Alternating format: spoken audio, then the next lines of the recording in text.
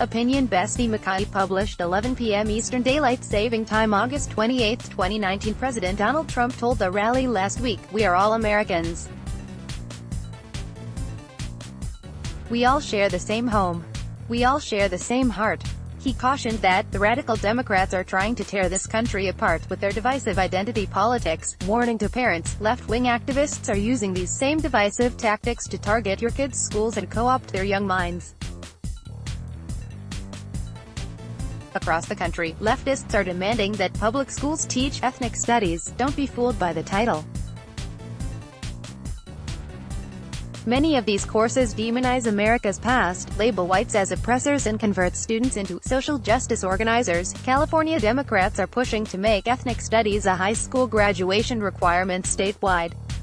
Their drafted curriculum defines ethnic studies as the experiences of people of color in the United States and the forms of oppression they've endured. The California course urges students to become agents of change and mandates that all students complete an engagement action project. Astoundingly, the course guide suggests only one project to meet this requirement: promoting voting rights for undocumented immigrant residents in local elections. The curriculum tars white students, by virtue of their whiteness, as oppressors. The course outline calls for the privilege walk, an exercise to teach white students about privileges they take for granted.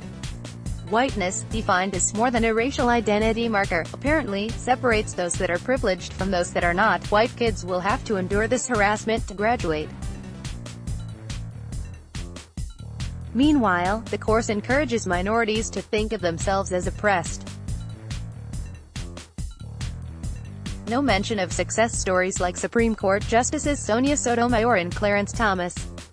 No explanation for why millions around the globe are struggling to get into the U.S., even scaling walls and wading rivers, to make this country their home. American capitalism is demonized as a system in which people of color are disproportionately exploited. Never mind that capitalism has lifted billions of people of color out of poverty worldwide. Educators could point to Hispanic American and African American stars such as billionaire real estate developer Jorge Perez or former Citigroup CEO and Time Warner CEO Richard Parsons as role models for minority students. Instead, the curriculum is a one-sided Marxist indoctrination to make students hate America. To what end? To brainwash the next generation of voters into becoming leftist Democrats. California's curriculum, drafted by teachers and university professors, nearly slipped through without public scrutiny, till Jews in the state legislature noticed the curriculum condemned Islamophobia but anti-Semitism. Parents and the public, who foot the bill for public schools, need to wake up and demand more control over what's being taught. Don't leave curriculum reform to self-proclaimed professionals.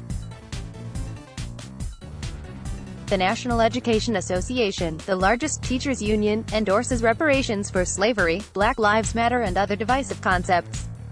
If parents want their children to learn the basics without left-wing brainwashing, they need to win seats on local and statewide school boards. The push for ethnic studies is a tidal wave, from Oregon to Indiana to individual school districts like Bridgeport, Connecticut. Here in New York City, schools chancellor Richard Carranza would have us believe that R for racism is a more important lesson than the 3 R's, reading, writing and arithmetic.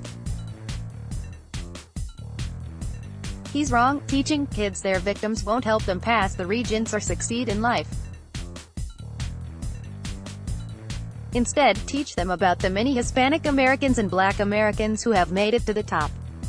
The current struggle, in New York and California and elsewhere, isn't new. In 1930s and 40s, activists critical of capitalism pinned their hopes for social transformation on changing the social studies curriculum and, with it, the next generation of voters. The left has been trying ever since. Today, all Americans, parents and non-parents alike, who share the vision of opportunity, common values and color-blind justice need to recognize what's happening and stop it. Our future hinges not just on who's elected president but on who's elected to school boards.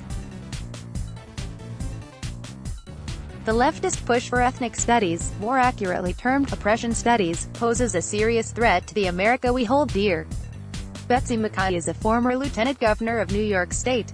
Contact her at betsy@betsimcaughey.com. Let's block ads. Why?